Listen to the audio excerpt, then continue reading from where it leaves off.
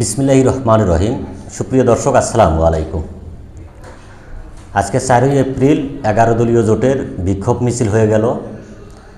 এদের বিক্ষোভ মিছিল, আন্দোলন যাই বলেন, উদ্দেশ্য লক্ষ্য জুলাই সনদকে কেন্দ্র করে। দেখেন, আপনারা একটা বিষয় লক্ষ্য করে, এই 11 দলীয় যে জোটের প্রধান জামাত বা এনসিপি, এরা কি জুলাই সনদকে ধারণ করে? এরা নিজেরাও কিন্তু জুলাই সনদ ধারণ করে না। এরা এই জুলাইটাকে নিয়ে বিভিন্ন ধরনের ব্যবসা শুরু করে দিয়েছে। এরা যদি জুলাই সনদ ধারণ করত, তাহলে জুলাই সনদে ঐতিহাসিকভাবে স্বাক্ষর করার পরেও ওরা কিন্তু একটি নারী প্রার্থী দেয় নাই। জুলাই সনদে স্পষ্ট বলা আছে, প্রতিটা রাজনৈতিক দল নির্বাচনকালীন সময়ে বা তাদের দলের পক্ষ থেকে সর্বনিম্নে 5% নারী প্রার্থী দিতে হবে। তাহলে এনসিপি এবং জামাত এরা কয়টা নারী প্রার্থী দিয়েছিলেন? আপনারা একটু খেয়াল করে দেখবেন। এনসিপি কিংবা জামাত এরা একটি নারী প্রার্থীও দেয় নাই। তার মানে এনসিপিও জুলাই ধারণ করে না, জামাতও জুলাই ধারণ করে না। তাহলে এরা জুলাইকে নিয়ে কেন আন্দোলন শুরু করে দিল?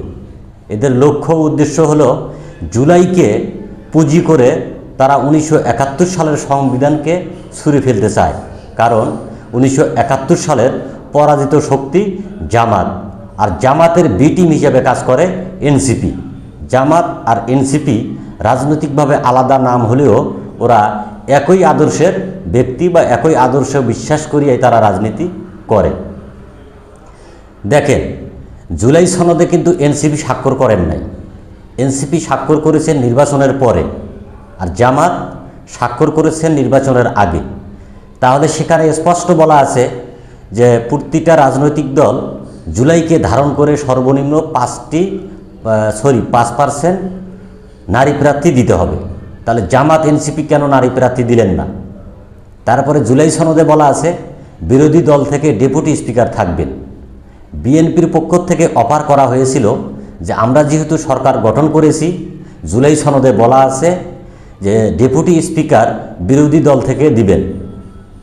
তাই বিএনপি সরকার বিরোধী দলকে ডেপুটি স্পিকার নিয়োগ দেওয়ার জন্য কিন্তু অফার করেছিলেন। জামাত এনসিপি আসলেই জুলাই তারা ধারণ করে না, তারা জুলাই বিশ্বাসও করে না। তারা জুলাইকে পুঁজি করে দেশে বিশৃঙ্খলা সৃষ্টি করার কাজে তারা লিপ্ত হতে চাচ্ছে। তাদের ধান্দা, তাদের আশা আকাঙ্ক্ষা এই জুলাইকে পুঁজি করে 1971 সালের 72 যে সংবিধান, সেই সংবিধানকে ছুঁড়ে ফেলবে। তার মানে তারা ভুলে যেতে চায় এই জুলাইয়ের মধ্য দিয়ে 1971 সালে তারা এই দেশের বিরোধিতা করেছিলেন। তাই সাধারণ জনগণকে বুঝতে হবে এই দেশকে কারা ভালোবাসে, এই দেশকে কারা ধারণ করে, জুলাই কারা ধারণ করে। ওরা যদি জুলাই ধারণই করতো, তাহলে ওরা ডেপুটি স্পিকার কেন নিয়োগ দিলেন না? ওরা কেন নারী প্রার্থী দিলেন না?